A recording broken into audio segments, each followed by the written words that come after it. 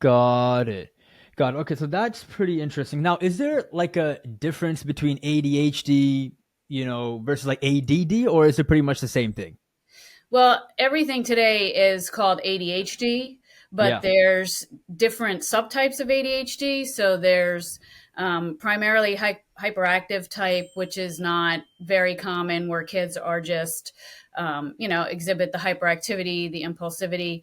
There's primarily inattentive type, which is actually the type that my son has, which you have trouble with the executive function skills, but you don't necessarily have the hyperactivity and the impulsivity outwardly affecting others. It's more of an internal, you can have internal hyperactivity and impulsivity, but it's not outward behavior like you think of ADHD is, the boy running around the classroom, bouncing off the walls, can't sit still, interrupting, when the teacher is talking, those types of things. So that's inattentive subtype doesn't have those components.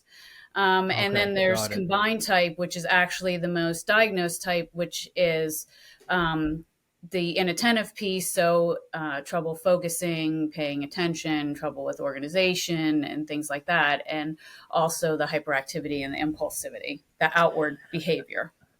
Got it. Okay, so I guess that's what they would, I guess, call in the past, like ADD, right? But like now, pretty much everything is called ADHD. Is that correct? Yeah, everything is ADHD. Yeah. ADD would have been inattentive type. Yeah. ADHD would have been the combined type. Oh, okay. Okay. Yeah. Because for me personally, like I got, diagnosed with like ADD, right? Yes. So like that was always a bit of a, slight confusion because people are like, what's the difference, right? Because people always use it back and forth as if they're the same term, right? But I They guess, do. it's just kind of interchangeable, but like now they all call it, strictly ADHD, but that tends to be, I guess, more rare if you're extremely hyperactive and like overly impulsive and stuff like that, right? Which is, I guess, not as common. So, Well, okay. So yeah, go the ahead. the hyperactivity, so the combined type, which has the inattentive piece and the hyperactive piece, that's actually the one that's diagnosed the most because think of Mm. it like the squeaky wheel gets the grease, right? So the kid that is disruptive in the classroom and uh, constantly getting up and moving around and things like that, well, that kid's going to get noticed by the teachers, right? And the teacher is going to go to the parent and say, your child's exhibiting these behaviors in the classroom. And those are the kids that are most often going to get diagnosed.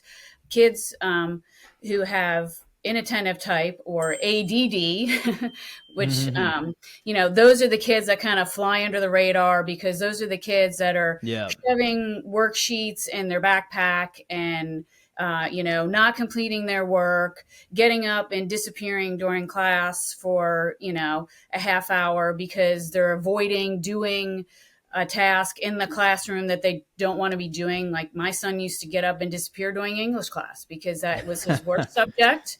He Yeah, never yeah. liked English. He still doesn't like English, and he's a senior in college. That's And pretty yeah, yeah, he would get up and disappear, and I would get calls from the school nurse that, oh, Andrew came to visit me today for a half hour, because he was disappearing because he didn't want to do the work. But yeah. those Uh-huh. behaviors are not often recognized as ADHD because unfortunately there is still the stereotype that ADHD is hyperactive little boys.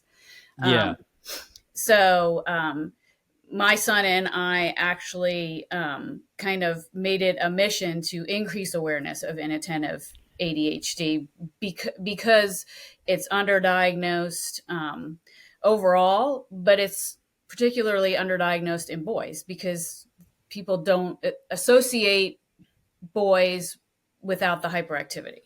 Mm-hmm. Got it. Okay.